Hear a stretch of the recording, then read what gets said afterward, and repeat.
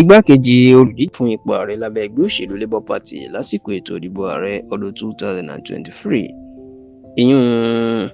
Peter Obi ìyẹn ọ̀gbẹ́ni Datti Baba Ahmed là ń sọ nípa ẹ̀. Ó mà ti sọ̀rọ̀, ó ti tú àṣírí nípa ọ̀gá ẹ̀ Peter Obi àti ìdí tó fi padà lẹ́yìn Peter Obi tóun náà fi fẹ́ díje du ipò ààrẹ lọ́dún 2027 tí Datti Baba Ahmed tó sì ti jẹ́ kó di mọ̀ pé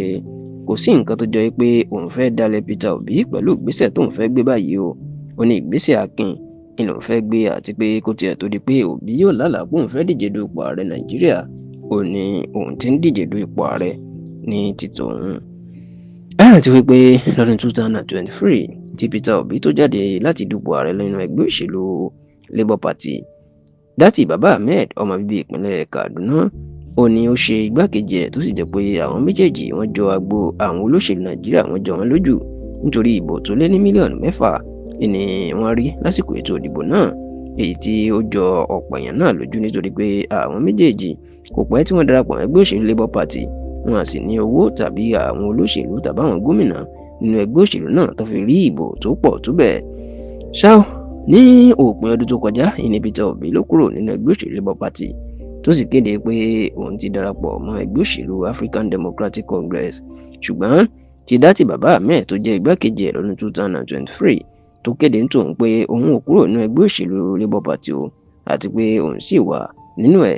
lọ́jọ́rú tí í ṣe ọjọ́ Wednesday ọ̀sẹ̀ tí a wà nínú ẹ̀ yìí,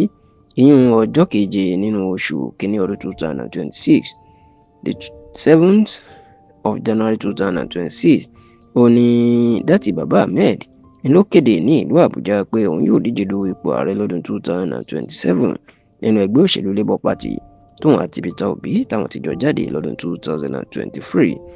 Datti Baba Ahmed jẹ́ kó di mọ̀ pé eléyìí ó ṣe pé òun dalẹ̀, ó lóun kàn gbà fún Peter Obi láti ṣe igbákejì ẹ̀ nítorí pé kó tó lálàá àti máa gbégbá ìdìbò ààrẹ inú tí ń gbégbá ìdìbò ààrẹ ń tòun, ṣùgbọ́n ó ní nítorí ìṣọ̀kan orílẹ̀-èdè Nàìjíríà àti nítorí pọ́n ti yan ẹ̀yà Ìgbò jẹ jù ló jẹ́ kóun gbé ara òun sílẹ̀ fún láti ṣe igbákejì lọ́dún 2023. Ó ní báwọn èèyàn bá gbàgbọ́ pé òun ti ń díje du ipò ààrẹ síwájú Peter Obi, ó ní tọ́ bí Obi nítorí pé lọ́dún 2018 òun díje du ipò ààrẹ lábẹ́ ẹgbẹ́ òṣèlú People's Democratic Party PDP.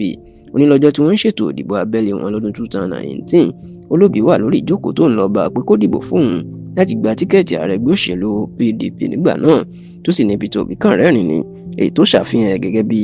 ẹni tí ò fẹ́ wàhálà, tó sì ní